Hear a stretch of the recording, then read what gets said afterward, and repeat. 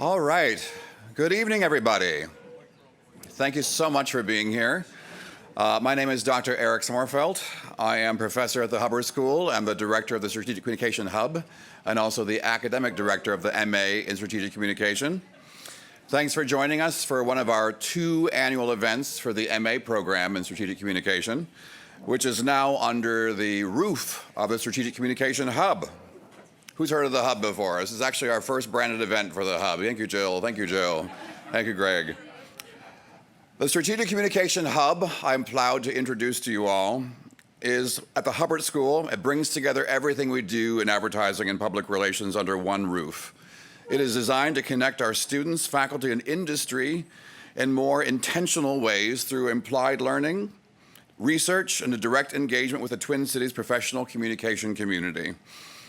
At its core, the Hub is about preparing students to navigate and shape a changing communication landscape being transformed by AI, big data, and shifting and rapid change, while making the Hubbard School a more visible and valuable partner to the field and the Twin Cities community. The MA in Strategic Communication is currently in its 22nd year and has graduated well over 330 graduates who have gone on to prominent careers in strategic communication in the Twin Cities and beyond. So if you are a former or current student, would you please stand really briefly or away from the back if you're in food? Stand up if you're a former or current student. We got some waves, yay.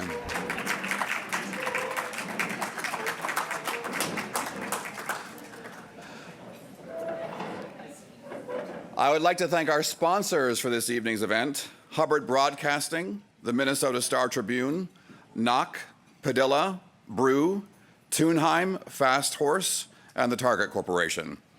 Now, I'm very, very happy to introduce Dr. Allison Steinke, who is a member of the faculty of the MA program and the mastermind behind tonight's event.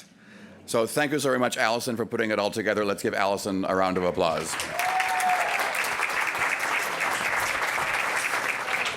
Thank you, Eric, Dr. Eric Sommerfeld. I am Dr. Allison Steinke, and if I haven't met you, it's great to meet you tonight.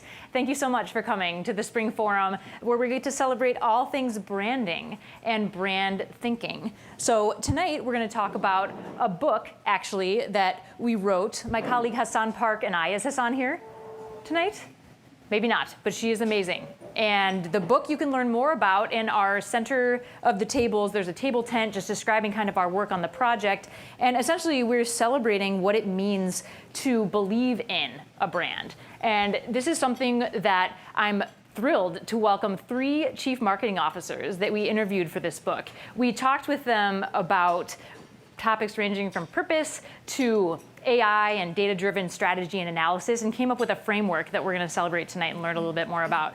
But without further ado, I'm going to welcome up my panelists to join me tonight. We have John Altoff, Jamie Hunt, and Andrew Ferrant. So as they join us up here, if you wouldn't mind giving them a round of applause.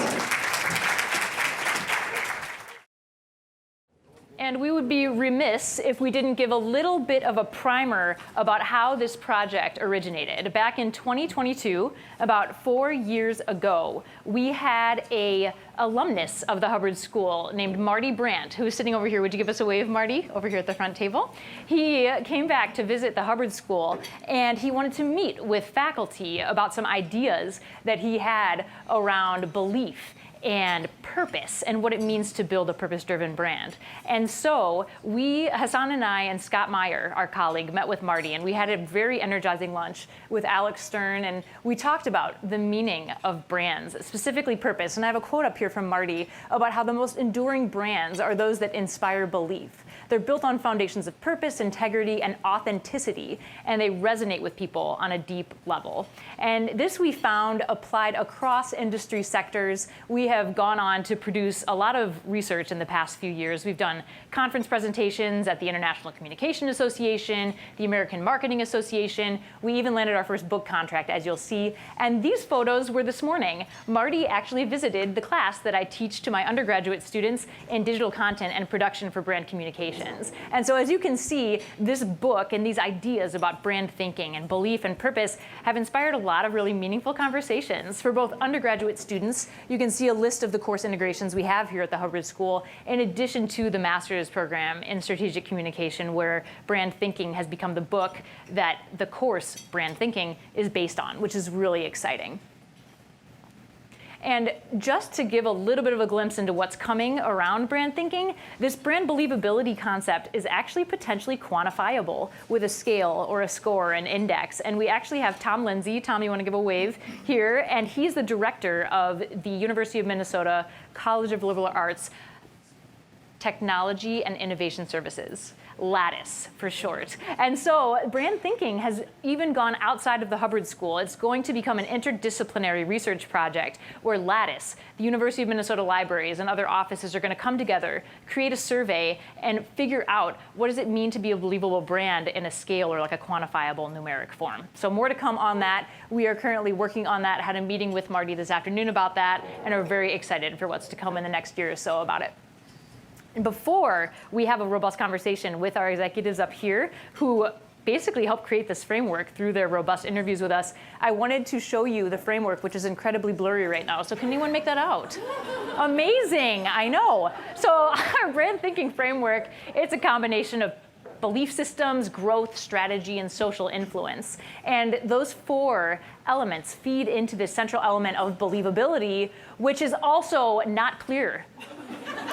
But that's okay, because I can explain it to you. And it is very clear in the book. There's a couple copies up here if you want to come up and grab one and read more about it while we talk. But authenticity, consistency, innovation, quality, emotional attachment, and credibility are these values and these building blocks that feed up into believability. And we're going to talk about all those concepts throughout our conversation tonight. It will be more clear than those images, I promise. Wow, that's also somewhat blurred. You know what? It's meant to say lightning round. And that is where we get to introduce our CMOs. So we first have John Altoff here, and he's the Chief Marketing Officer of the Dakota County Regional Chamber of Commerce, which is the 3rd largest chamber in the state of Minnesota. He also has a history with Nestle and General Mills, some D2C consumer brands, and it's going to be awesome to hear more from John about his thoughts on purpose-driven strategy. We also have Jamie Hunt. She is also known as the Higher Ed CMO, has a podcast. She wrote a book herself, actually, called Heart Over Hype, and is really passionate about emotional attachment and authenticity and what it means to be an empathetic marketer. And so Jamie's going to share a little bit more about that and some data-driven things with us as well. And Andrew Ferrant is the CMO of Global Jet Capital, and he has a storied, decades-long career in defense and aviation. And so he has done millions, if not billions, of mergers, acquisitions, management of teams, in internal and external branding exercises. And so we have a variety of panelists here if we want to give them a round of applause, and we'll get started with the conversation.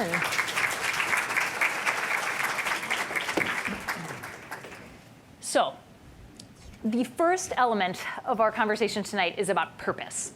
And purpose is actually the first chapter in our textbook that we can read more about, but the meaning of a purpose-driven brand and a purpose-driven strategy. And we'll kind of lead with you, John. Can you talk a little bit about purpose with regard to involvement with social issues in particular? And I ask because as the CMO, or Chief Marketing and Chief Mission Officer of a nonprofit organization, you were just out in Washington, D.C., lobbying for various causes, meeting with Amy Klobuchar's team and Tina Smith and things. How do you select what social issues to engage with regard to your brand?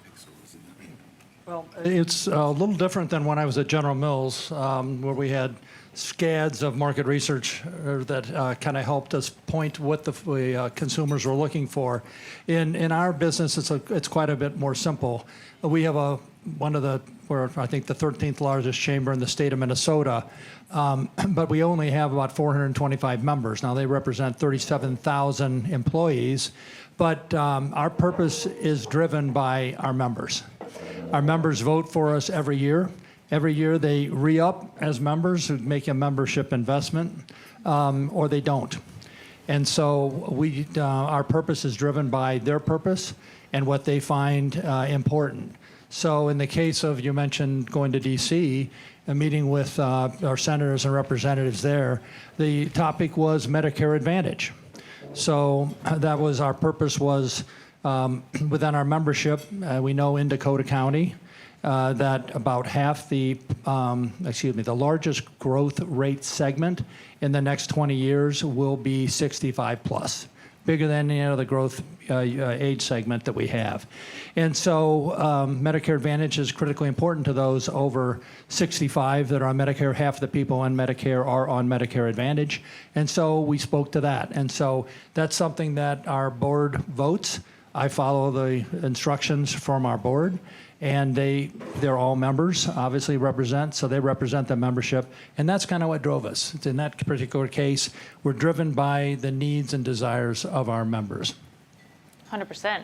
And how about you, Jamie or Andrew? Do you have thoughts on engaging social issues as it comes to purpose and alignment with your brands and organizations? How do you select? Yeah, well, for starters, my industry is a very purpose-driven industry. Higher education is sort of the social issue that's important, but I think what is important for higher education is to really remain focused on its mission and focused on the public good that comes from institutions of higher education, the research that comes out of our institutions, and how we communicate that value, and how we partner with like the town and gown relations that exist. How do we partner with organizations within our communities to strengthen those bonds with the community, to help sort of alleviate the challenge that we have right now with a skeptical public in higher education? I was going to say, just on that, as a member of a higher education institution, there is a lot of skepticism around higher education right now, and I think all of us can relate to that. And so I'm wondering, when you do encounter that skepticism, how do you combat that with purpose? Yeah, so I think it's really, really important when you're dealing with skepticism around higher education or around whatever industry you're working in. And I would say, as an aside, that higher education, there's a lot of headlines about the lack of, or the great deal of skepticism in higher education, but it's actually people have skepticism in institutions right now. Like there's a lot of skepticism around that. So what's really important is leaning into, like I said, that mission and the purpose of why we exist, and communicating that to this very skeptical public on how that makes our world better. How is your life better because you get higher education, but then how is having higher education be part of our communities and part of what we do? How is that benefiting society as a whole? And what are the medical advancements that come out of higher education and the research that comes out that makes our world a better place? Mm-hmm. Yeah, a lot of that positive impact and influence. And with regard to skepticism, I know many of you probably work for B2B organizations, but Andrew, we talked at length about skepticism relating to branding in particular in the aerospace industry. And I'm curious to know, like, how do you cultivate buy-in with skeptical stakeholders who don't necessarily care about branding, let alone purpose-driven branding? Yeah, purpose has always been difficult in the aerospace and defense sector. I work for a company right now that leases business jets, $20 to $70 million business jets. It's really hard for us to sit back and say we're doing some sort of public good. It doesn't really fit that way. And as we were building out the Global Jet Capital brand, one of the things we were thinking about is how do we get there without defining a purpose? I wish I had the names of the authors, but there was a Harvard Business Review article a couple of years back called The Purpose of Purpose.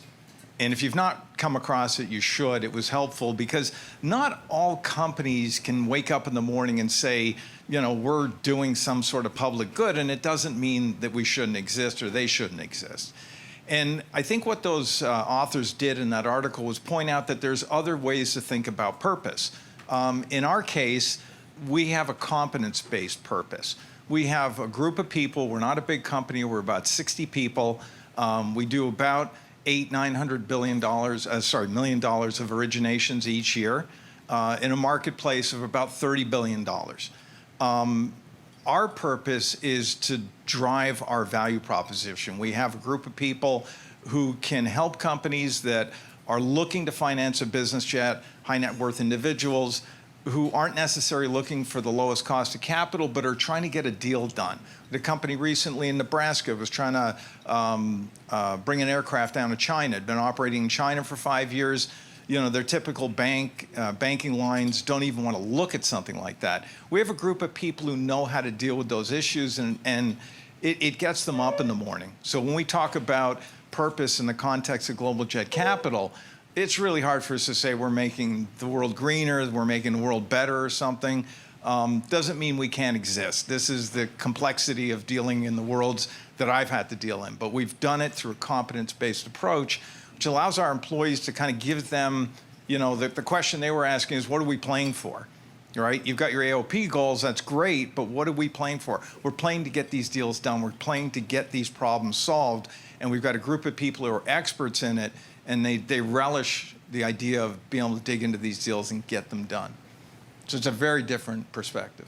100%. And I like what you're mentioning about experts as well. And I know internal brand culture is something that we talk quite a bit about in the book. And Marty Brandt wrote the foreword to the book and is very passionate about this as well. But I'm curious to know, as C-suite leaders who are in charge of teams and have seen various changes in culture over time, how do you infuse your brand's internal culture with purpose? Can you talk about kind of some tactics or initiatives you take as a leader to make sure that your brand's culture is purpose-driven and motivating employees and creating an optimal employee experience? Whoever wants to start. I can start with that one. When I took over my role 4 years ago, one of the first things I did was establish core values. And our core values were the Dakota County Regional Chamber, or so referred to as a DCR. So I decided we should have an acronym that's DCR. So try to infuse a culture into the group under D for dedication to an exceptional member experience. C is a commitment to continuous improvement in all areas. And then the last one, R, was for respect. Which has become, over the last 3-4 years that I've been in my role, more critical. And so I think that's an important thing is you to get that across to your teams. You need to have something, kind of a North Star that they can look at, and that it's literally posted in everybody's office. They all have placards in their office. And when you walk into the office, the first thing you see is our core values. Awesome.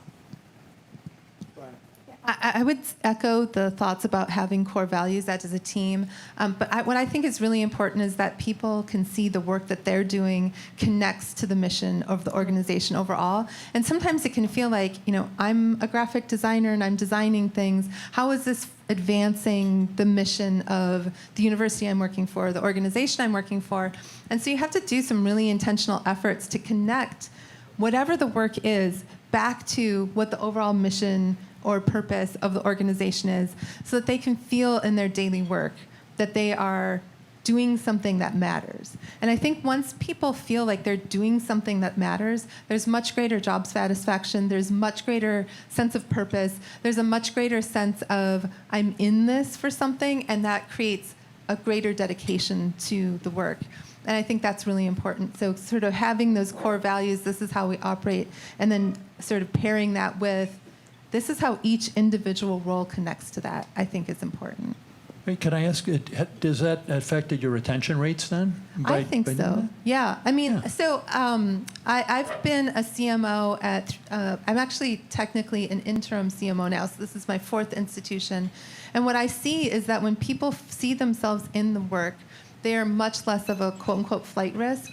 So when I first arrive in an organization and I do this assessment and meet with people and kind of figure out how connected do they feel to their work and do some surveying and, asking that and digging deep in, that's one of the first things I do. I find that the folks that find themselves most disconnected are the ones that will start to kind of flee the organization. And it's actually kind of a good way to winnow out the people who aren't there for the right reason as well. If they don't believe with their whole heart in the work that we're doing, they're not going to fit in very well with a team that does believe with their whole heart. We don't want to have people walking around, sarcastically making fun of the values that we share. So I have found that to be the case. Yeah, we've worked through these core elements. We think about purpose. We think about our value structure. We think about our strategy, our value proposition, our identity. We've done as much as we possibly can at Global Jet Capital, and I've done this in other places as well, to get the employee base involved in that. So this isn't something that's come out of the C-suite and just drops on their heads. We've gotten people really, really involved in brand teams. Our purpose statement right now was developed by a group of employees, bounced off other employees. We almost let them go really entirely with that project and come back to us and feed back to us what they felt was important. We've set the context, our value structure. They were heavily, heavily involved in that. Really defining the kind of behaviors that we felt were going to be necessary. So we didn't get too hung up with words out of the get-go. What we got hung up on was what kind of behaviors do you expect out of a group of people if we're going to deliver this type of reputation at the end of the day. And this is something I learned from Marty years ago, is the idea of trying to get people to stop thinking about brand and start thinking about reputation. And we almost do a reverse engineering job. We sit down, we do some research, we understand where we are, how do different constituents see the business, how does the employee base see it, how do our key influencers see it, how do customers see it, and then that gives you kind of a Venn diagram. It gives you a sense of where you are. And then the next question is, well, where do you want to be? In 5 years, if you could paint the picture of the reputation you want for this business, what would it look like? And then you can sit back and say, well, what are we going to have to do to make that happen? How are we going to have to behave internally? How are we going to have to, what are we going to value and expect from one another? And so we've worked on getting the employee base really, really engaged in this. So, and I think that drives towards authenticity, because it's not like you're taking a group of people who are fundamentally green and telling them they're going to be red. They're telling us what's important to them. And of course, not everything fits. And over time, people start to get weeded out. But I can tell you one thing, when we've done this right, when you interview somebody for a job and everybody looks around and says, I think he'd be a great fit for the culture, it actually means something. Because I can tell you, I've been in 50 meetings where somebody's been interviewed and somebody says they'd be a great fit for the culture, and I know that if there's 9 people at the table, they all have a different idea in their head. Because there's no clarity on what the culture is. And so we've worked really hard to get those things clear. Yeah. That's awesome. And I'm going to try to go back to that lightning round slide, if it's clear, because I want to throw in a lightning round question, because we missed them. And I want to know from each of you, this brand believability pyramid that we have in the book and that we've talked about at length, there's those 6 values. Which value resonates most with you as a CMO? I'll take that. Go ahead, Andrew. Yeah. It's authenticity. It has to be, because I don't think anything else works without it. And I think about the marketplace we work in. We're looking out at a horizon of about 3,000 transactions a year. Okay? 3,000 moments of opportunity. About 1,000 of those are going to be finance. So the other 2,000, we can't even sniff. Out of those 1,000, there might be 500 there where the aircraft and the pedigree of the aircraft is interesting enough to make any difference to us. And in that context, we're competing against major banks. We're coming in with a value proposition, which is not we have the cheapest money, but we're going to address secondary and tertiary, unmet needs. And if we don't do it in that marketplace, if we drop somebody on their head on Tuesday, by Thursday, the entire marketplace knows about it. So if somebody's trying to get aircraft out of China and we say, yeah, we can take care of that for you, and we don't, we're done. And so we have to be authentic. We have to have everybody in the business pulling on the rope the same direction, all thinking about this the same way. And without it, we have no credibility. And without the credibility, everything falls apart, right? Mm-hmm. So, sorry. Good words. Very passionate. I can tell you're very authentic too. Wonderful. No, this is all BS. John, Jamie? You stole authenticity, but I have to say, That's not very authentic. I know. I'm authentically mad about Very it. consistent, though. Right? I would steal it, but for slightly different reasons. So, how many institutions of higher education do you think say we can provide a high-quality education taught by a dedicated faculty in an inspiring environment? That's every institution of higher education in this country says that. And so for me, authenticity is digging deeper. So when you're in an industry where there's 4,000 institutions of higher education in this country, there's 4,000, and they all will say those 3 things. And how do you stand out and convince a student, convince a parent, convince a non-traditional student that this is the right place for them? And that's where authenticity really has to shine, because you have to find what is the authentic story? What is the thing that only your institution does? There's very few institutions that have that one unique thing, but how do you tell your story in a way that differentiates? And I know that applies to other industries. Higher ed's not the only industry that has,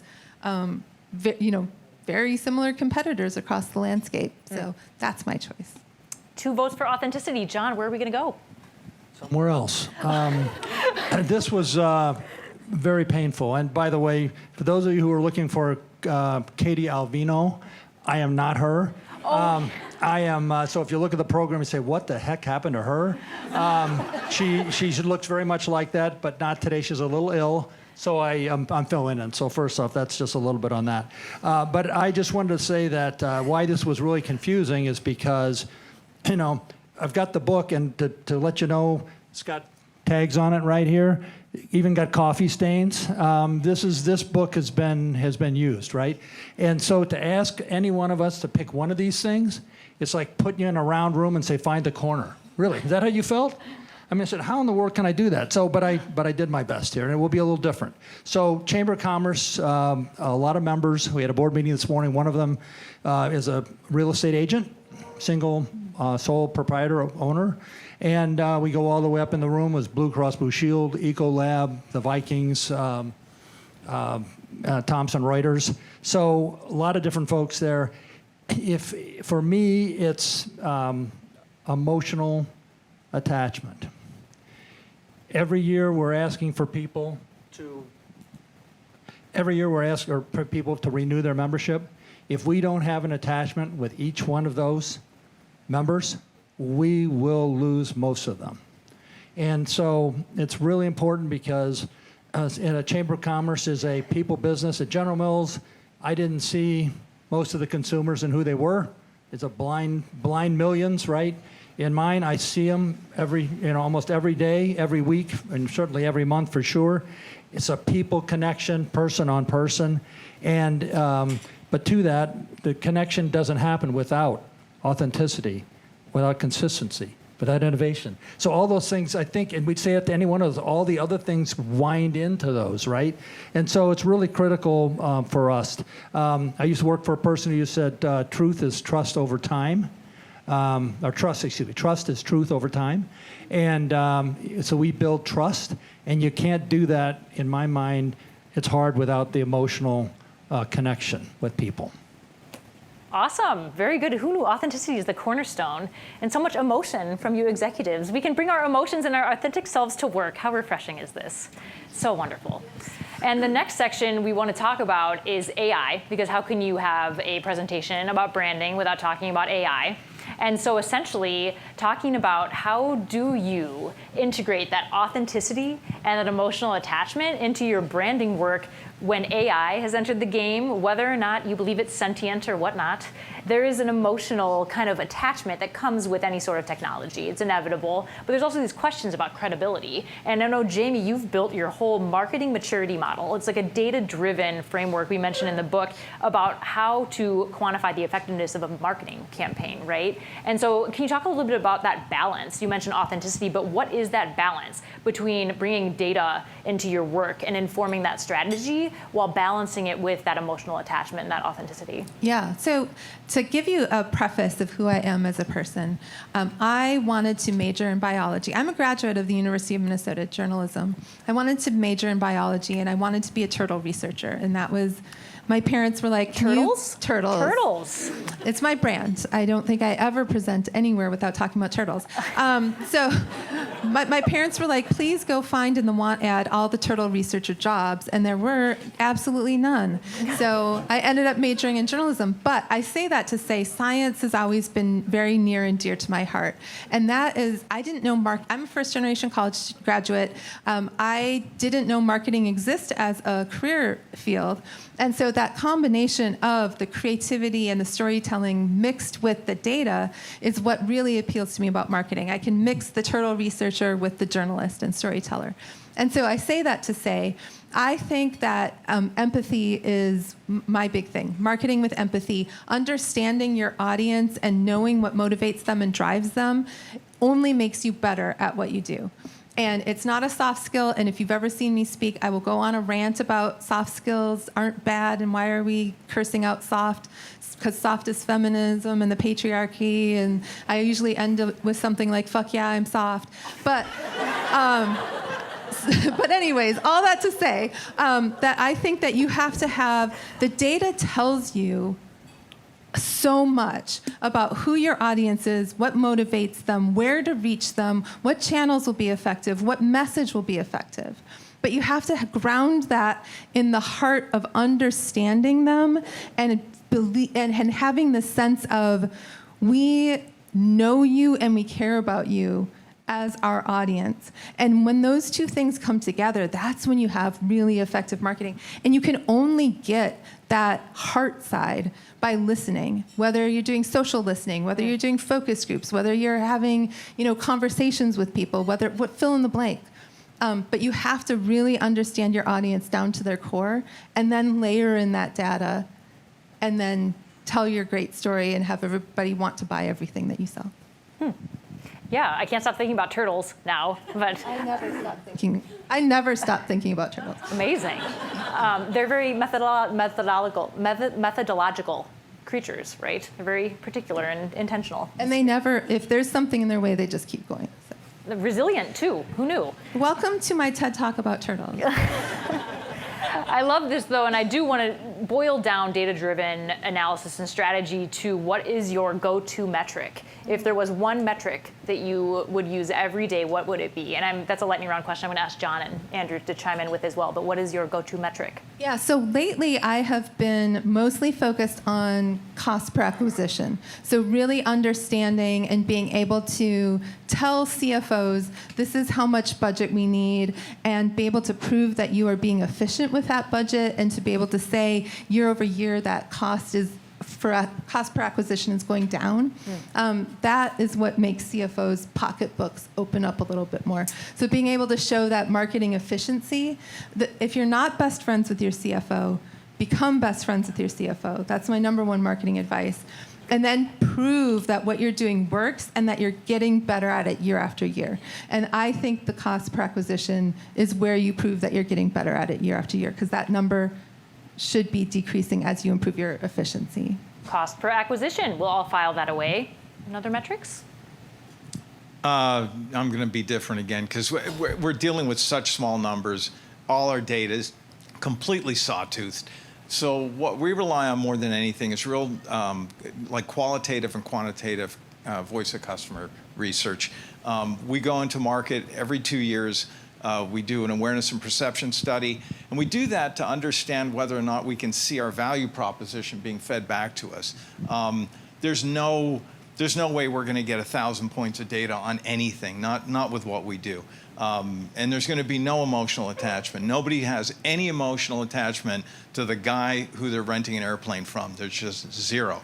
So again, it all comes down to like very hard facts. But we built our value proposition through voice of customer research, understanding what those secondary elements were.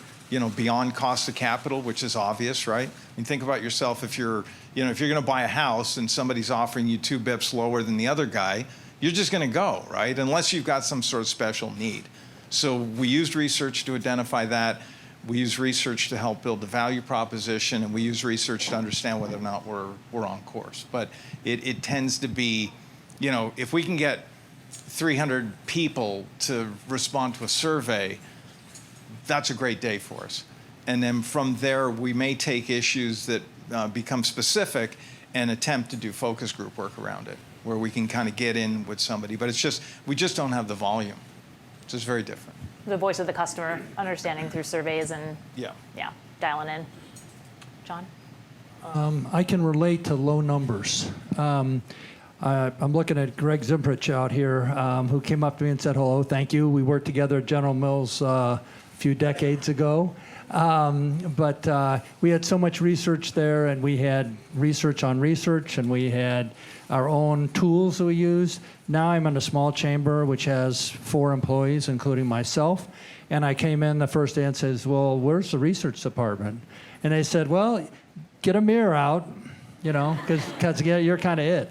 So, but fortunately, the problems are a little bit simpler too with us. As I said, it's a connection to people business. So when we have the way we connect, and most people connect, is face-to-face meetings. And we have over 100 of those a year. That's a lot to do. And after every major meeting, we do 1 to 10 score, basically, a net promoter type score, right? We do a net promoter on basically our total, your experience. Would you recommend the chamber to other people? How highly would you rate the DCR chamber? So that we use that a lot, but again, we have to look at every event, and if we don't get a very high score, and for us, it's usually a 90% is what we're looking for. So like we just did a Women's Leadership Forum, which was our largest event we do of the year at the Rad Blue at the Mall of America. 300 women and a few men smart enough to show up, like myself. And the score at the end of it was 93% said will be back next year. This is our 15th year. And 95% said they would recommend to somebody else definitely to come. So those are the kind of scores we look. That's what keeps us going. That's what keeps us strong. And those, again, not complicated. And that's what I would remind everybody in the room. You don't have to be a General Mills. You don't have to have the high technology tools. It's helpful, and it helps you get to some information. But you can do it with SurveyMonkey, which is how we get a lot of our information. Go SurveyMonkey. Monkeys, turtles, opportunities are endless. And that feeds well into our third section about change. The only thing in life that's inevitable is change, really, and change management is an art and a science. And all of you have held roles at various organizations that have gone through mergers, acquisitions, and Andrew, I know in particular you've had like these multi-million-dollar mergers and acquisitions, and I'm kind of curious to know, how do you maintain that consistency when a brand shifts or changes so much? And I know a lot of you out there have probably worked at organizations that have merged or acquired different brands, but how do you maintain that purpose and that consistency through a merger or an acquisition in times of change? Well, I would say most of the situations I've been in were blowing up whatever was there because it wasn't working for one reason or another. So I spent the first 15 years of my life working for an aircraft manufacturer in Canada, Bombardier Aerospace, and I spent the last half of my career working really for the Carlyle Group on a variety of different deals. So usually you're coming in at some sort of point of inflection. There's been a merger, there's been an acquisition, a takeover, hostile or otherwise, and so you're usually dealing with some sort of asset or company that has something in there that's worthwhile, but it's not been working for one reason or another. And so this opens the door. Usually there's a new leadership team that comes in, and I was speaking with a couple of people about this earlier, but it all boils down to the CEO. If you've got a CEO who gets this discussion, then things get a whole lot easier. But I can tell you, in the aerospace and defense sector, all of the energy, everybody's time, money, and energy is going towards things like engineering, procurement, product development, and you start having a conversation which they perceive as slushy, esoteric, we need to figure out what our purpose is, you got to be really thoughtful about how you weave that discussion. And I use something that Marty taught me years ago, and I talked about it earlier, but the first conversation I have with these guys is, look, this business is going to have a reputation, whether you like it or not. The question is, do you want to manage that? Do you want to shape it? Do you want to define it? Or do you just want it to be the unintended outcome of a bunch of actions you took without thinking about what that looked like? Sometimes that'll get their attention. You can talk to them about things like intangible asset, because usually there's going to be a deal at the end of this. And Marty and I worked on a program, a company called Landmark Aviation, which had significant brand value tied to it at the end. But you have got to get the CEO on board, because you cannot build a brand from the middle of a business. You can fix the website, you can clean up the creative, but you are not going to get to the things we're talking about, real authenticity, credibility. You're not going to get there unless the CEO buys in. And I've had a couple of experiences in my life where I had a CEO, got it, and he fought like hell to make sure that we could do the things we needed to do, because it takes that kind of action in an aerospace and defense or heavy industrial business. And I've worked for a couple who never got it, and they were never going to get it. and you just have to kind of fight at the edges and do what you can. But talking about that rule kind of of change. thirds too, you were mentioning earlier, the 30%. Well, my rule of thirds, so this is my theory. I have nothing to back this up, but if you take any slice of society and you put it in a room, put 100 people in the room, 30% of them are going to get it out of the gate, 30% of them it's going to come in and out, and 30% of them are just never going to get it. This will never make sense to them. The idea of defining a purpose for a business, worrying about a value proposition, getting values straight, they'll just never get it. And I worked for a guy like that for way too long, but you do what you got to do, right? But it's when you're talking about change management, it starts at the top. If you got a good CEO, if they get it, then you can really drive change through a business in a significant way, and you can create a believable brand, and you can create a well-branded business, and it'll pay dividends. But you got to have that guy at the top figuring it out. Jamie, John, thoughts on leading through change? I mean, you're an interim CMO right now, so you're filling voids. And Yeah, very much so. So I really like the Beckert-Harris model for change. So the idea is resistance to change can be defeated by three things. A dissatisfaction with how things are today. You can get that by doing listening tours, gathering and getting that sense of like, oh yeah, things aren't great. A vision for the future, and you need to articulate that, and your CEO needs to be able to articulate what that vision is as well. That's their job. If they can't get that, they're not doing their job. And then the third is concrete steps toward that vision. If you have those three things, the resistance to change melts away, pulls back. And that, when you're doing a branding, a new brand messaging, a new brand, whatever, fill in the blank, that's a massive change, or it can be. And 58% of people are change resistant. You can help move that needle by doing those listenings. What's not resonating about our brand today? Like, what doesn't feel authentic? What's not relevant? What doesn't make us more distinct? And then add the vision for the future, and then those concrete steps. This is how we're going to get to that vision. It's a very pragmatic guide. Again, chamber's a very different world. The DCR chamber is 9 cities, 3 townships, like I said before. That happened because most of those cities had chambers, and they all folded. We basically merged. They end up merging with us. Usually it was kind of a distress sale, if you will. And but the thing that has allowed us to prosper is that we all had the same mission, right? Support our members, grow the local economy, be the voice of business, and connect everybody in the community, right? And so we were able to grab these others as they collapsed to make a very large chamber within the county. And so I think having a similar mission is really helpful, and that's something a lot of companies don't have, right? You have different missions and different purpose statements and all that kind of stuff. It makes it very difficult to bring it together. And I've worked with companies when we merged, like with General Mills, when they bought Gardetto's, et cetera, and some other companies.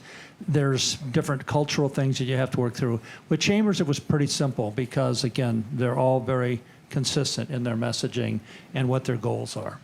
Yep, there's that consistency.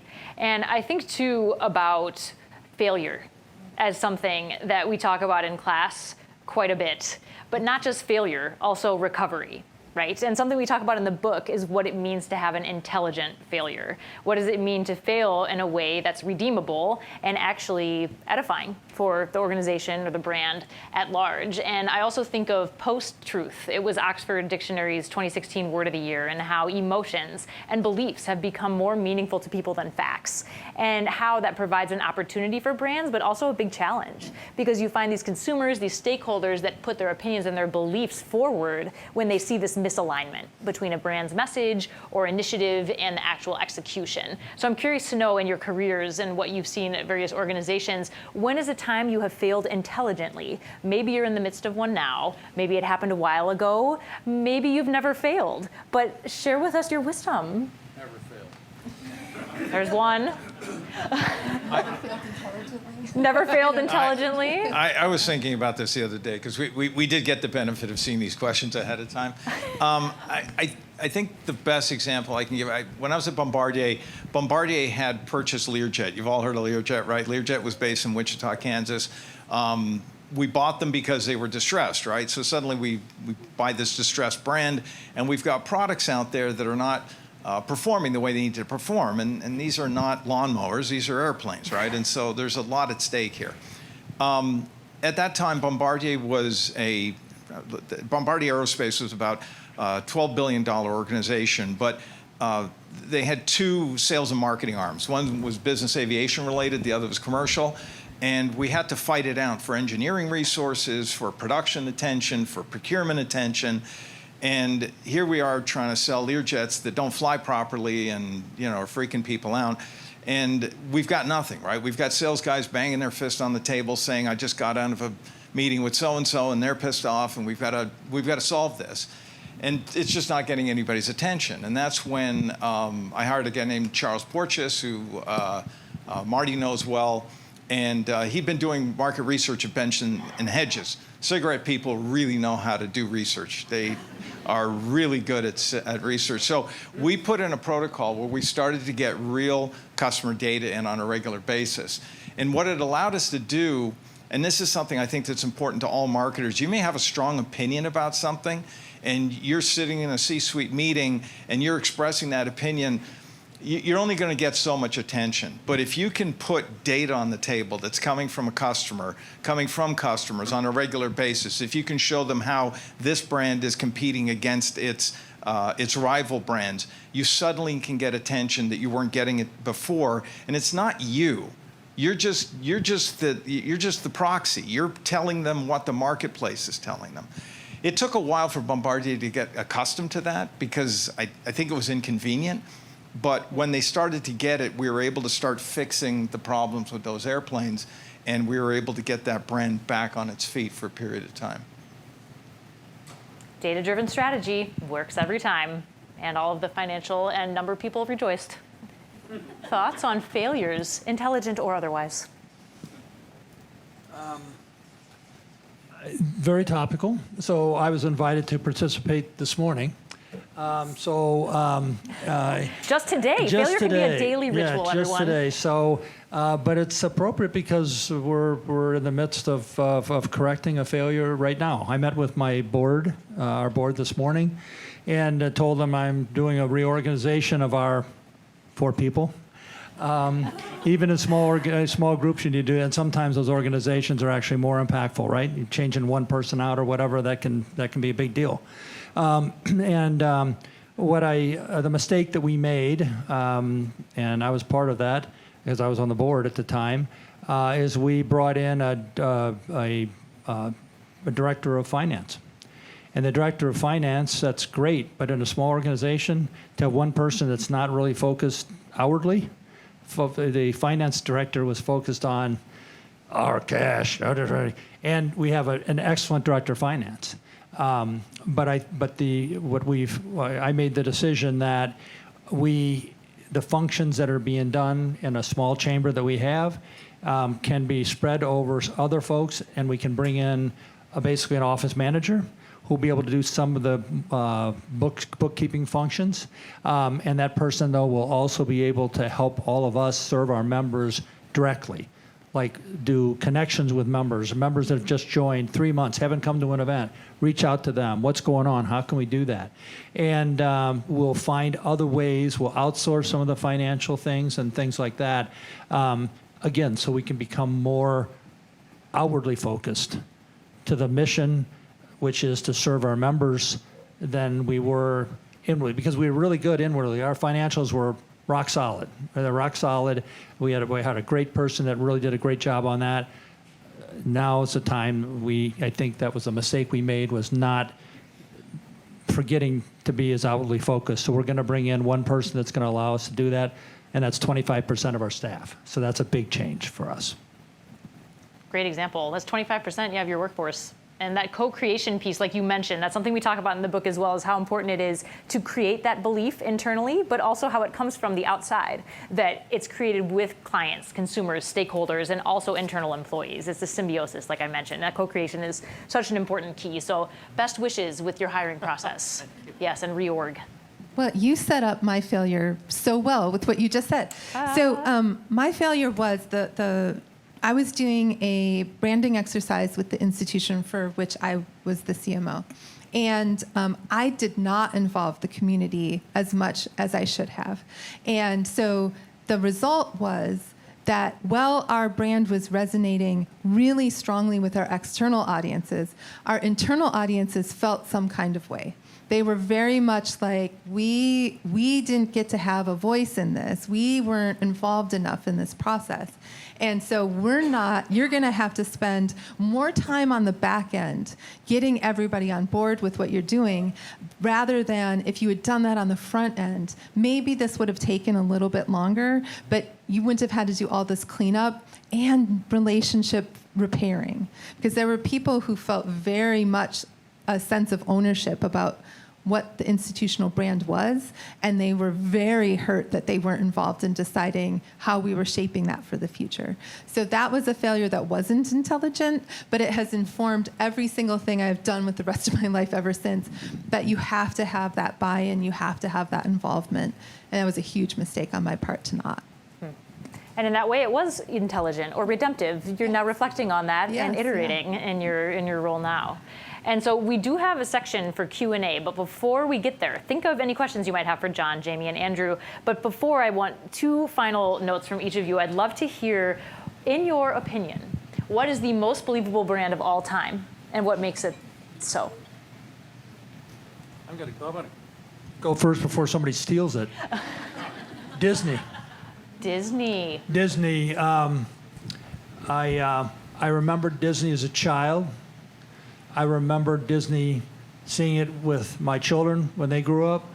I remember now I am seeing the same thing with my grandchildren. That's a brand that stays with you. It's an emotional, we talk about emotional connections.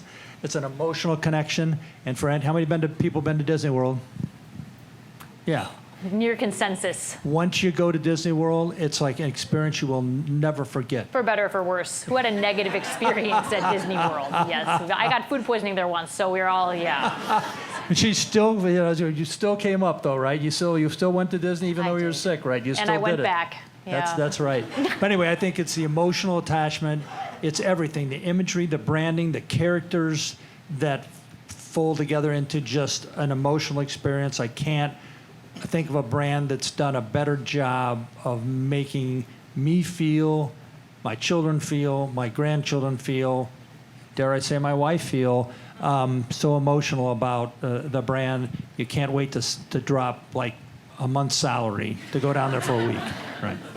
Yeah, and it is that encompassing brand experience. We just talked about that earlier today. It's that brand experience is that pyramid, that believability, that emotional attachment that you're so passionate about. Absolutely, yes, it's a great example. So Disney's off the table. Dang it. Sorry. Well, I was going to say, I've been through the Disney Institute, and they really train their people to deliver a consistent brand experience across the board. So I'm not going to say Disney. I'm going to say REI. I feel like REI is there an REI person in here? I feel like REI states their values, their purpose, their mission, and then their actions match that. And it is a consistent experience every time you go into their store, and you have this sense of you can say what they value, even if it's your first time encountering them, and because it's a co-op, you're sort of like kind of an owner in the REI experience. So I think for me, that brand, all their actions align with who they say they are, and that it has that credibility, it's authentic, all of the pyramid that I don't think is above me anymore, but all of those things. All the things.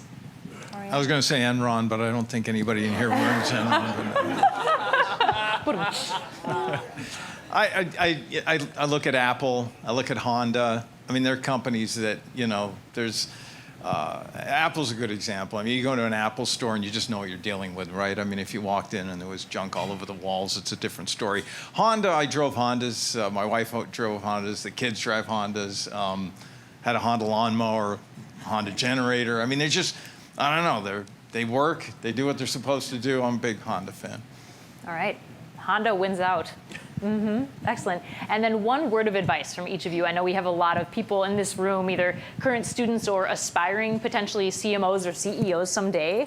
Is there a word of advice you would have given yourself 20 years ago, or something that you would want those in this room to know about aspiring to be a leader in a purpose-driven brand or organization? I think the most important thing that you need for these jobs is resilience and grit. And I think about what I have been given in my life because of my education. So I got my undergraduate here. I have a graduate degree. I live a life I didn't dream that I would be able to live. But it isn't just the education. It is the ability to pivot, when I'm knocked down, I get back up. I'm gritty, I'm in there, I'm doing the work, I'm grinding, I'm hustling.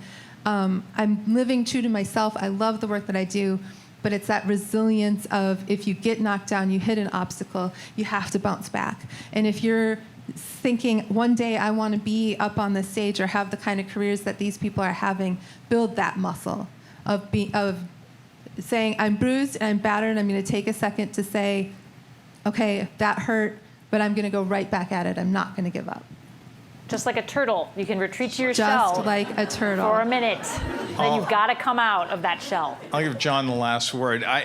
Two things I would think about. First of all, industries are different. I've kind of hit on that a few times. One of the things I have fun doing when if I'm interviewing a company, or I do some consulting work on the side, and I sit down with the CEO and I say, so what does marketing mean in your company? And they kind of look at me and I say, okay, if you look at the old Procter & Gamble model, right? Product, price, placement, promotion. What four of those fit within your marketing organization? Oh, the promotion piece, right? That tells you a lot about how that business operates, right? It doesn't mean that you can't get in there and influence it otherwise, but understand the environment you're going into. If you go into a cosmetics company, you're probably not going to have to worry about those things. But if you end up in an industrial business of sorts, you can end up very frustrated very quickly if you're strategically minded and all they're looking for is somebody to make brochures. So think about that. The other thing is this: get a seat at the table strategically. Like, don't allow yourself, unless that's what you love to do. If you love setting up events and working on brochures and stuff, that piece, that's good. Go do that. But if you want to get involved, if you want to help the company make better informed decisions about what it does, get into it deeper. Understand the research, understand the strategy of the business, understand these other elements. Don't be somebody who's sitting at the table and doesn't understand what the P&L looks like. Right? Because you're likely to say things that are going to dismiss you. Get smart about the business and get a seat at the table strategically. Wow. Sage advice. Sage advice. I would, echo, I think, some of the things that have been said already. I would, it's part of our core values at the DCR. I would say be respectful. And let me define that for you a little bit. Respectful. It's been said you've got 2 ears and 1 mouth for a reason. To be respectful means you should listen, because you don't know everything, and we don't know everything. You'll never know everything. You'll always need to listen to someone else who does know more than you do in an area, and be respectful to give them time to listen to what they have to say so that you can learn and get smarter. The other part of respect is to respect yourself. And that's kind of what you're talking about. I deserve a seat at the table, right? I'm gonna, or maybe I don't deserve it, but I'm gonna earn my way to the table, right? By participating and being active. So I think that respect works in multiple ways, but don't undercut the respect yourself part. We have a 17-year-old intern work for the chamber. She comes into my office and she tells me what I think I should do. She's 17 years old. Doesn't have hardly any experience, and half the time she's damn right. All right? So she doesn't have this problem. She respects by giving her opinion because she feels she has value, which she does. But then she also asked me, well, is that right? What do you think about that? So she respects me in that regard, too. On skill set, I would just say AI, learn as much as you can about it. Some people say it's a bubble. I don't believe it is. But the point is, it'll give you a lot of information. My father had a sign in his office that said, no one of us is as smart as all of us. That hangs in my office now. AI is all of us, or it's becoming all of us. Input and feedback from a lot of different people. It can give you a lot of information really fast, but you got to learn how to use it because it's still technology. We're communicators. We've always been people that communicate. Take the learning that you get from AI and other tools that come forward and apply it human to human. And use your brain. Is this right? Does this make sense? Don't regurgitate whatever comes out, spits out of an AI model as an example. And the last thing I just say with mentors. Find them, get them, cultivate them. And not just one. Don't be happy with one mentor. Get as many mentors as you can. And lean on them. Because mentors, by definition, a mentor is someone, my definition, that you respect and who respects you. And so it's great to go into a mentor relationship and have them actually, when you see them, you know they love you, they're going to listen to you, they're going to give you really sage advice, and that's a really good space to be in. Find as many as you can. Awesome advice. Thank you all. And let's give them a round of applause. These panelists have joined us this evening for the conversation. And we have a town hall style Q&A I'm going to be session. very selfish, Allison, if you'll allow me the first question. Please and thank you. Dr. Eric will give us our first question. Oh, please. No, doctor is my grandfather. So occasionally I have the real joy of teaching the Introduction to Strategic Communication class with our 19 and 20-year-old students. I really love it. I find something new every single time. But our modules and lectures on branding are some of the hardest things I have to teach. Branding, just look at the range of topics we've discussed tonight. It runs the gamut from across internal communication, external communication, research, etc. It's a terminological sponge that tends to soak up everything in communication practice. So I think it runs the danger of, if it's everything, it runs the danger of being nothing, right? So how would you, I'd love to hear from each of the panelists, in 20 seconds or less, define branding to an undergraduate student of 20 years old? 20 seconds. Well, if we can't define anything with clarity, then it means it's a concept that has no meaning, right? We have to have a concrete definition to something. For me, I'd say just a few words. It's an emotional connection. I mean, it's much, much more than that. Well, John, in the book, actually said that some of the most powerful brands in his experience are grocery stores. Why is that, John? You talk about the grocery stores. Yeah, well, my career with General Mills and stuff, it allows you to live. We all gotta eat. We all have to eat. We all have to drink, and you have a lot of choices of where you can buy those goods. So why do we choose a Cub over Kowalski's in this particular market? There's reasons for that. And that's the core of the essence and the fun, and for me, of branding, is that it's what emotional attachment you have.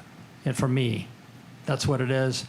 And you can have emotional attachments to grocery stores. You can have emotional attachments to Apple, to Disney, to Honda, any of those things. So I would say that branding is the story people tell themselves about who you are. And you are either in the market with that story, or they are shaping that in the absence of what you say. So working in higher education, branding can fall into a lot of top-of-funnel work. Like, we're trying to build that affinity, that perception, that awareness. But really, at the end of the day, it is you're telling the story that you want them to believe about who you are. And knowing that if you don't, they will have a story about you if they know who you are. Or they don't know about you at all, and then that's even worse. Or actually, it could be better, depending on what the void they're like Enron, as an example. But that's how I think about branding versus marketing. And I agree with all of that. I come at it a little bit differently. I look at it as the foundation. It's the foundation that you're going to operate everything off of. Like if a company has a good brand strategy, the efficiency in their marketing communication is going to go up tenfold, right? Because there's clarity around all of these things. There's clarity around purpose. There's clarity around value proposition, values, all these pieces that form the foundation of the business. That's how I think about it. And that's how I try to relate it. This is just a bit of an off-ramp, but not every company knows how to have this conversation. And I think as marketers, we have to learn how to talk to our audience. You know, people get hung up on vision, mission, whatever. You go into one company and they call it this, another company they call it that. You got to try and cut through that and get to the essence of what you're trying to define, right? Which, you know, in the context of purpose is what are we doing here, right? In the context of value proposition, what's that differentiating, credible, you know, enduring thing that you do different than everybody else, right? And I think if you can cut through the language sometimes and get to those core elements, it gets a little easier. If you're in a big B2C company, you'll never have to worry about that. But if you walk the path I've walked, nobody gets it.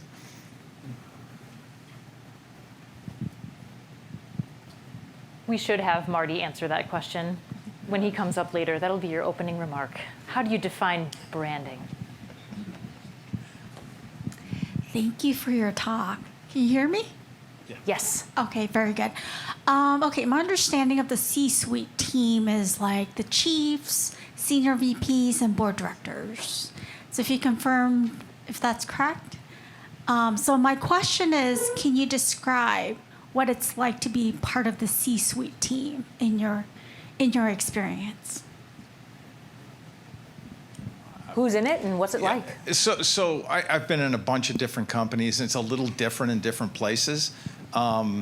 You know, in our current company right now, we've got a senior leadership team. There's 5 or 6 of us that fundamentally run the business, and we have 3 owners, which is fun, right? So we've got 3 mouths to feed up top. We have a chairman who's not overly involved. When I was at Bombardier, it was this massive, multi-layered thing where, you know, there was, you know, we were a $24 billion company in 2000. I think it's a little different everywhere. How it is in my opinion, it can be a lot of things. It can be really political, it can be cutthroat, or it can be really collaborative, or it can be a bit of both. I mean, it depends on the group of people. The group I work with right now is the most collaborative group I've ever been part of, like not a lot of politics. But it's not hard to end up in these situations. It's in the context of the company you're working for, the air can be a little bit rare. And it's not unusual for people to be trying to saw the legs out from under each other. It depends on the company, you know. It really does. I don't know if that's answering your question. I would say, so you may have detected that I'm weird, and you are accurate. I would say that the biggest surprise to me when I joined my first C-suite was that everybody was just a human being.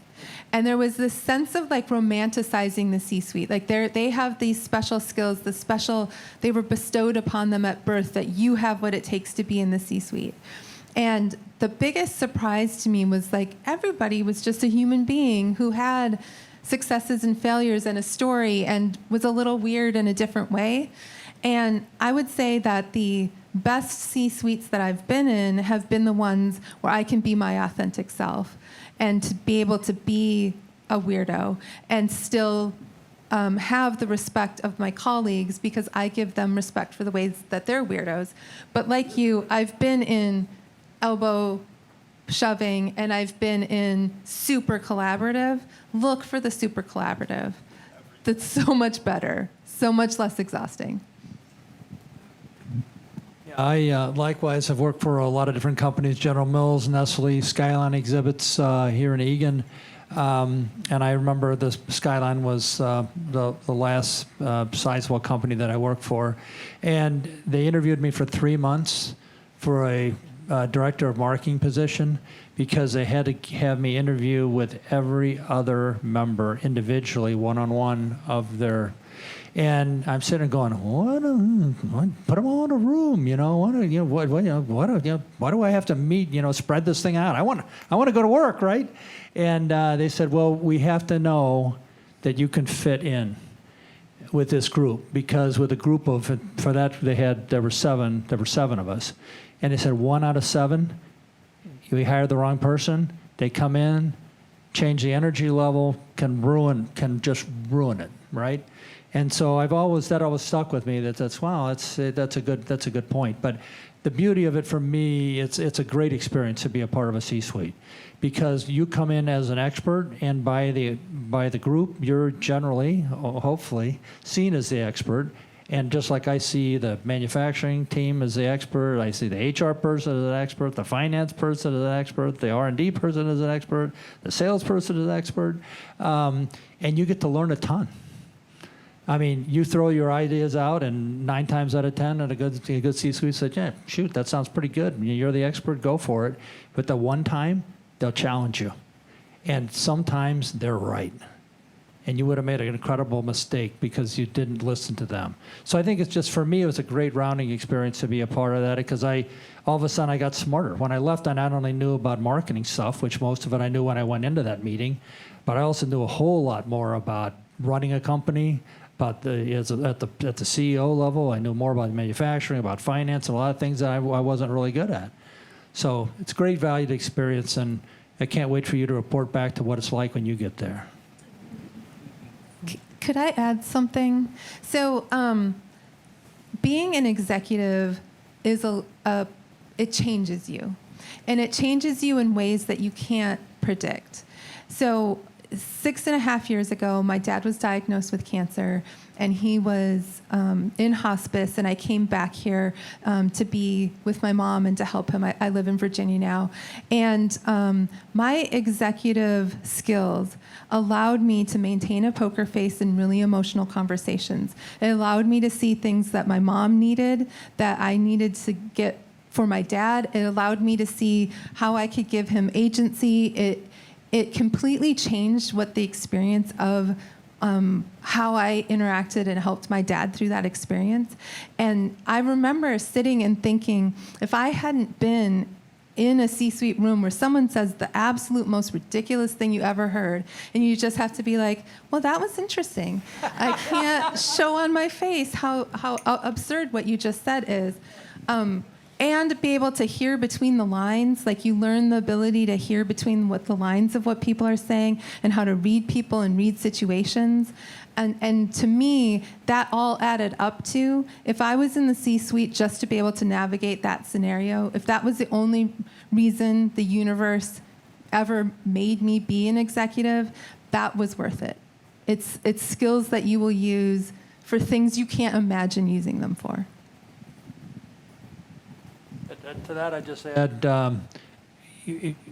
branding is, we talk a lot about the products we sell, the services we sell, all books written on personal branding.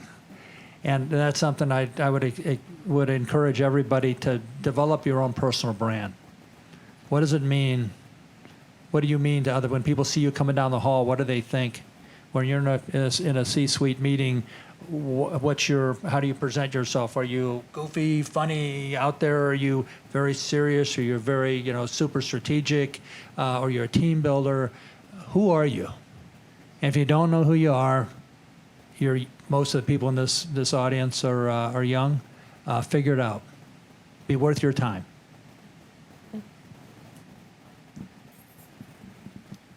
Okay. Thank you all for being here. It's been a treat, and I don't know why I'm so nervous holding this microphone, but regardless, kind of encompassing everything that's been talked about, at a time where it seems that social responsibility has been a more,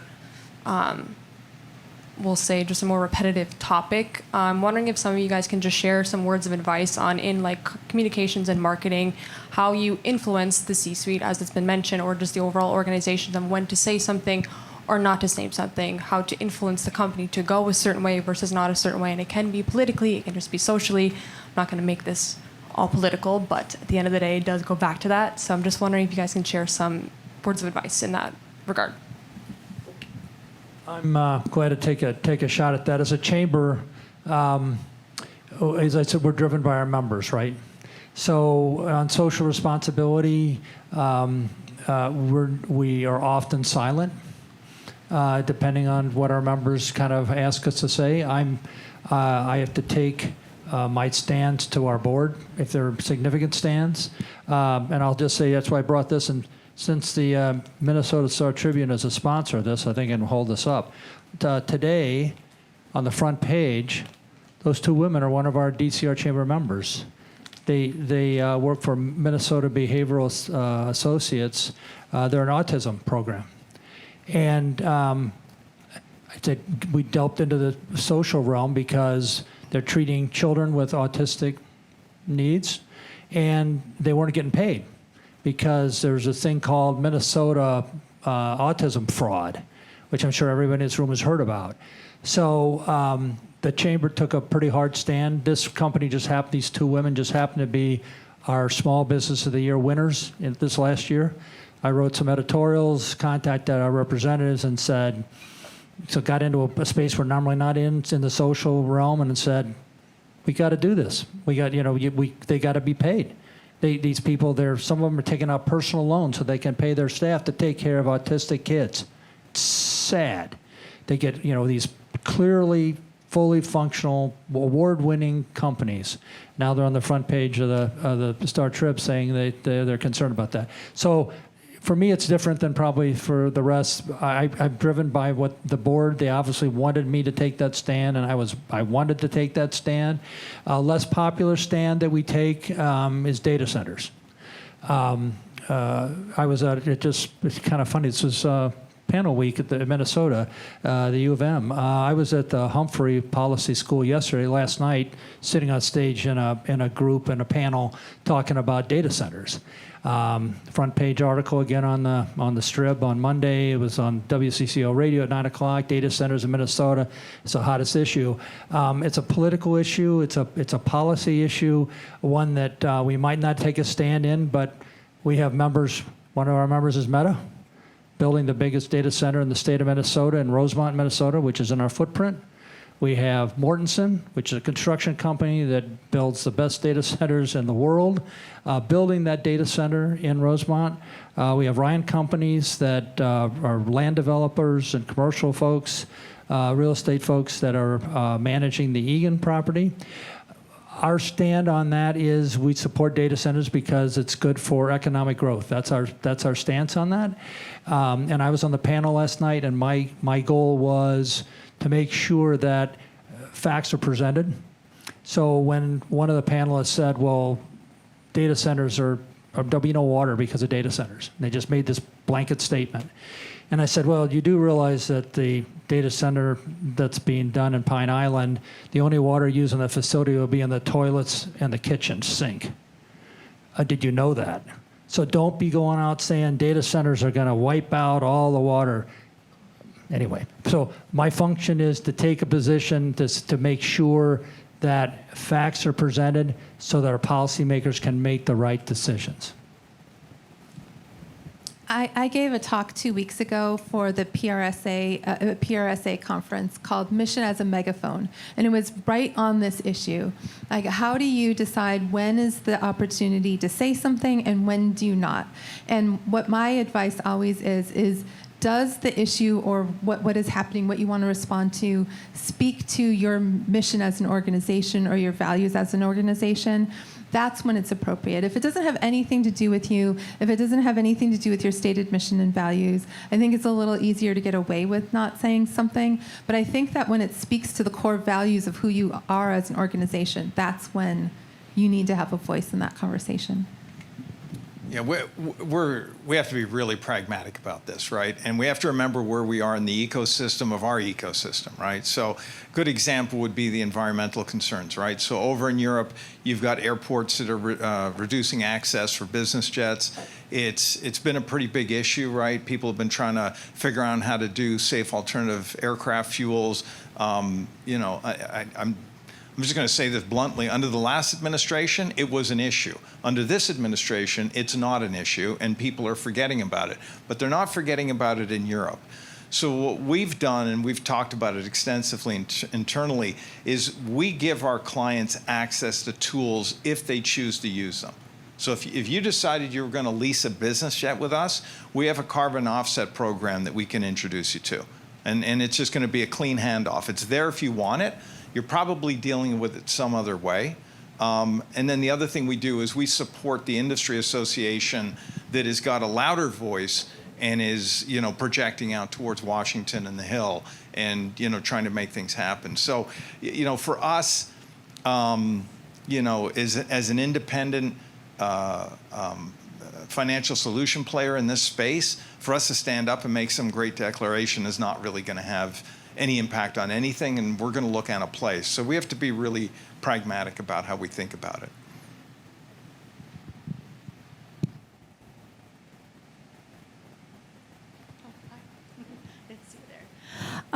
Andrew, you were saying earlier you have a CEO that either gets it or doesn't. And I think we probably all have leaders that we are trying to convince to invest more in something that affects us. So I was going to ask for everyone, have you ever had a leader that didn't get it, but then you managed to turn it around? And if so, how did that happen? How did you do it? Is it possible? I wish I could tell you I won that arm wrestle. I was hoping you would. I have not. I've had him on the ropes a couple of times. I had an experience a couple of years ago. And if I hadn't had a young family, I would have walked away. But I interviewed I interviewed him because this was in the context of Carlisle. You want to go do another deal? We got a great guy. You're going to love the CEO. He's terrific, right? So I meet with him. And all I'm thinking about is, does this guy get it? And he really seemed like he got it. Marty, you met him. We both thought he got it, right? I was totally convinced we've got this thing on the ropes. And we're about 90 days into it. I'm like, holy shit, he really doesn't get it. Like, he's actually malignant. Like, it's awful. Like, I honestly, if I didn't have young kids, I would have walked away. And there was no winning them over. I think if you're going to get them focused, you got to learn, and I was saying this earlier, you got to figure out how to talk to them or your leadership team, right? Because, the leadership team can influence this as well. The CFO doesn't want to play, head of production doesn't want to play. All this has an impact, right? And so you got to figure out how to hit their buttons. And that takes a little bit of work, a little bit of nuance. But I go back to what I said earlier about reputation. It's really hard to get a CEO to say, I don't give a shit about the reputation of my business, right? And you got to force him into that corner. But I've never won. I've either had a compliant CEO who wants this to happen and maybe can't articulate it properly, but gets it. Because that's the other thing that happens, right? I worked with a company years ago, like an offshoot, that was one of the best branded companies I've ever come across. And if you went inside that business, not one of the words we've talked about today would be represented. And I asked them one point, I said, do you mind if I come in and let's just document what they're doing? And even that was too much of a nuisance. But it was a phenomenally branded company without using any of the terminology we talked about. They were just doing the right things. So know the audience, try to figure out where your soft spots are, leverage reputation. Tell them forget about brand, right? I always like, you know what, there's two things to think about here. There's awareness and equity, right? And I always throw up a picture of the Titanic, right? It's got tremendous awareness. Everyone's heard of the Titanic, right? Who's not heard of the Titanic? But it crashed in its maiden voyage and killed a lot of people, right? So try to get these simple pictures. But honestly, if they're just not going to get it, they're probably not going to get it. That 30%. Yeah. I would echo all of that and would add to it getting allies. So becoming best friends with the CFO. The CFO at one organization where the president didn't super get it, he would ask me really tough questions, and I could always answer them. And then he had the pocketbook, right? And so when I got to that organization, the first thing the president said to me was, you need to cut your budget by 20%. And I was like, what the? And within 6 months, I actually had my budget doubled. And because I had convinced the CFO that I knew what I was doing, and he became an ally in the rooms I wasn't in. And even though the president never totally got it, I still got to do what needed to be done, because what I needed was the money. And the CFO got that for me. Was that a marketing question, or was that a general question about bad bosses? I think everybody's spot on. I think we've all had those issues. You can't underestimate the amount of time you're going to have to invest in those other people's relationships, right? If you've got a hard rock you can't move, you go to all the rocks around the big rock and you get them to move for you. And if you all move together, sometimes you can convince that big rock to move. But I remember from General Mills training years ago on styles. That's been 15 times. I could tell you all kinds of ways that they've tested me and everybody there for styles. But the thing that always stuck with me, there's a nail, and that's where you are. That's where your mind is, your structure, how you think, how you see the world. And there's a rubber band attached to that thing, and you can stretch into other areas and other thought, but you almost always snap back. Sometimes that person, that boss, never going to change. I had one of those, changed him for 3 months. I went on behalf of the whole department and said, you're an ass, and you're treating everybody crappy, and you're taking us down a bad road. He said, I didn't realize. That's amazing. I'll change. And for 3 weeks he did. He was completely, and then I just could hear the rubber band in my mind snapping back. He's back to where he was, like he never left. And so, and that's when you decide to leave, right? You get a job, you get a place like that. It's a train wreck. Jump off that train.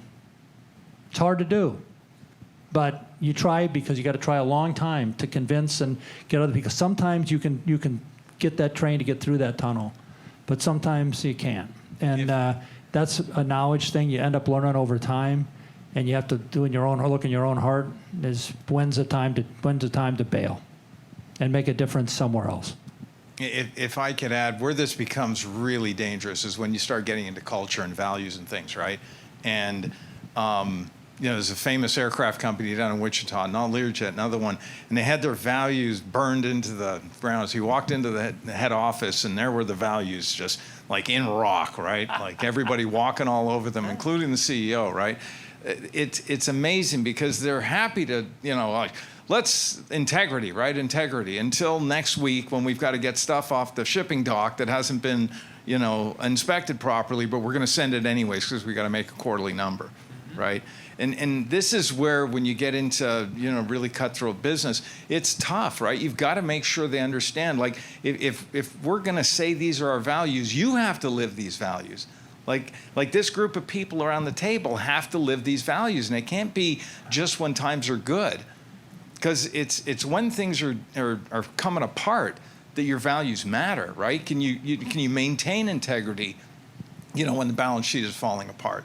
And, these are the things, that I've worked for some guys who don't get it, but they ran the business effectively, right?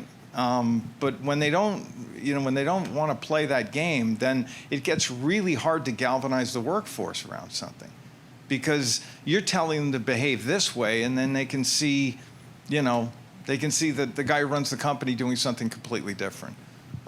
That's another. Anyways, it can be tough. Sorry. And there's a beautiful thing at General Mills. I think for the last 80, 90 years, the top person at the company came out of marketing. And so branding, there's no question. The branding decision, you knew that was how the company was run, and that was what your guiding principle was, your North Star, if you will. And so that's really helpful, because when you have that, and you know that the company, like you said, follows your values and the importance of a brand. And get you some FU money. Like, I tell young people, I had a mentee who had, Gucci this and Louis Vuitton that and all of this. And I was like, I'm quitting my job, And launching my own company because I didn't do those things. And now I have money to be able to say, I can go ahead and quit and do my own thing because I've got 3 years of income saved up. And there is so much power in being able to say that, and being able to say, I can walk away. Then you become so much more confident in what you say, and you can make decisions about what your vision, who you are and where you want to work when you have that ability. When you're tied to that paycheck, it's rough. And I've been there. Save, save, save, save, save. And don't give up. Don't think you're going to give up quick. Don't give up quickly. That's not respectful to the company. It's not respectful to yourself or anybody you work with. You got to try to work it out. You got to try to manage through it.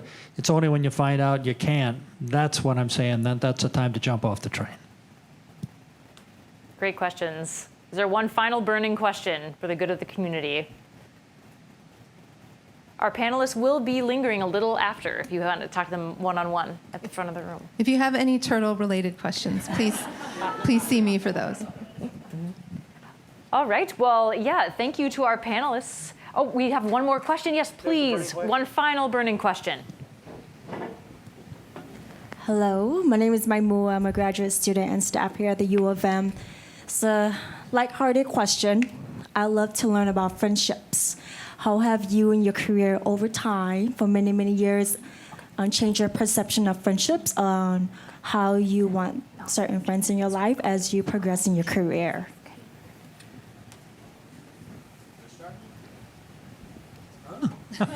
I just found out I was going to be on the panel this morning. I had to start. I was at a funeral yesterday with a friend that I made in business. His wife died unexpectedly on a vacation at 50. I just bring that up because I hadn't seen him in 7 years. Didn't matter. I'm in touch with him. I see him on Facebook every once in a while, and that's actually how I heard about the news. I have friends that work for a lot of companies in multiple states, cities, and I will say that that's some days that's the only thing that keeps you going in your work, or your friendships you develop. Because sometimes the environment's toxic, and sometimes you've got a stupid boss, and you need friends, right? And that's the personal connection you need to have. So I would say, if you're fortunate, you'll make a lot of friends, and I also say good business makes good friends. So build businesses that contribute to society, that contribute to the economy. When that happens, I won a champion award in 2000 at General Mills. So I've been having one of the top teams in the entire company. I'm in touch with almost all those people 25 years later because we did something that made a difference in that company and in the culture of that company. And like I said, great question. We're not just, you're not just in going in punching a clock, right? You're there working with people to get stuff done. And you're going to find in that time a bunch of people you don't like and you don't link it at all. And you're going to find a bunch of people that will be your besties forever. Yeah. Besties. I would say, so I have several people I call as my best friends, right? But I speak 25, 30 times a year all over the country, and I always have somebody I know in every town that I can get dinner with. But my very closest circle we are each other's biggest cheerleaders. We are each other's biggest advocates. We are constantly fixing each other's crowns. I would say the friends that I have had that share my value about having a good work ethic, having grit, having resilience, those are the people that I like to surround myself with because they push me to be better. My best friend, the person I would say is my very best friend, she and I drive each other somewhat competitively. We both, but we're also each other's biggest cheerleaders and allies and have each other's back through thick and thin. But we share the value of, we believe that we want to do good work, that we want to put all of our all into the work that we do. And those are the friendships that make you better, I think. Yeah, look, I grew up in an environment where you're going to spend 40 to 60 hours a week in the office, right? That's what you were doing. And everybody was in the office. There was no Zoom. None of that existed back then. And so, yeah, you're going to meet friends. I've got good friends from all the businesses I've worked for. But one thing that's changed, I met my wife at Bombardier, right? So, and that was not an unusual thing in Montreal. That was, there were 15,000 people working in there, and you're spending 40 hours a week. Here's the thing. Show me another environment where you can spend 40 hours a week around somebody and you can see them in good times and you can see them in bad times. You can see how they deal with stress. You can see how they deal with success. You learn a lot about people when you work with them in that context. I don't know if everybody's working like that right now. But, and to your point, right, these are friends that you follow through life. I'm a guy who keeps a close group of friends, but we've helped each other with jobs. We've helped each other with opportunities. You're trying to figure something out. You've got some people you can talk to and call. But, yeah, I mean, that's, if you're not, sort of engaging with people and making friends, then probably not thinking about it right. That's a really good point. I mean, do the math. You'll spend more waking hours at your job than you will at your home with your family. I mean, it's a sad fact. So if you don't work with people you like, again, get off that train. Great closing question. Love best besties. That's great. But yeah, thank you again to our panelists. A round of applause for you all for joining us. And we have tokens of appreciation. Sammy Johnson put this whole event together. So thank you, Sammy, over here for all your logistics. A round of applause for Sammy. Beautiful Minnesota sweatshirts, one for you, John. One for you, Jamie, and for Andrew. And we'll get pictures with you all later, but I'll have you down to your table over here while we applause for them again.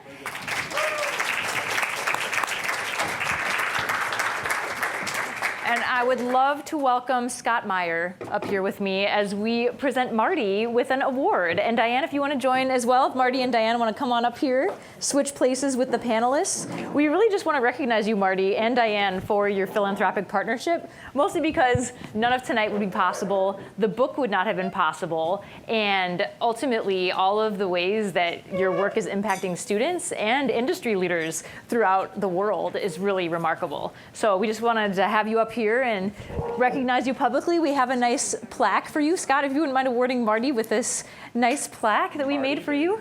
It's a framed book cover and just recognition of the Brandt Fund for Brand Thinking Studies here at the Hubbard School. So it really is amazing, Marty, your legacy and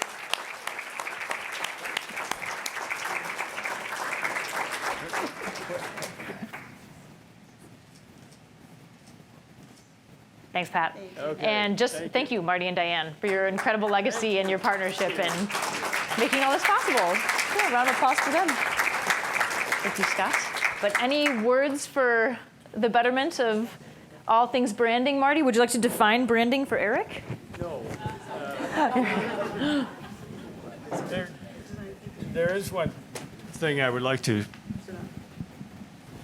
Yep, I think so. We get to just use our radio voices. Radio voice. There you go. It's there. I could do this all night. So I do want to leave one thought with you, and I need your help just to kind of stage this. I'm going to ask a question. How many of you have heard of design thinking? Design thinking, raise your hands. Design thinking, if you've heard of it, raise your hand, please. Okay. Now, a couple of years ago, 4 or 5 years ago, when I started to put this idea together of brand thinking, I sat down at the computer and I went to Wikipedia. And I wanted to search Wikipedia to see, because I admire what design thinking has done. I mean, it's become a major practice and differentiator for people, and I just wanted to see what they said. So I went to the page on design thinking, and I thought, I wonder what they say if I put brand thinking in there. And so I did that, and what came up was, this topic does not exist. And I thought about that for a moment and said, we'll see. We'll see. And it still hasn't, nothing has shown up yet, but keep an eye on that. Go to Wikipedia, put in brand thinking, and I'm pretty sure you're going to see something different pretty quickly.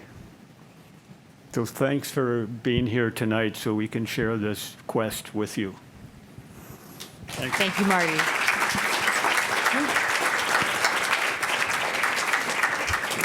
But yeah, without further ado, that is the conclusion of the formal program. So thank you all for sharing your evening with us. It's been really awesome to gather. And like I said, the panelists will be up here if you want to ask them even more questions. And enjoy the rest of the food and cash bar, and enjoy the rest of your evening, all.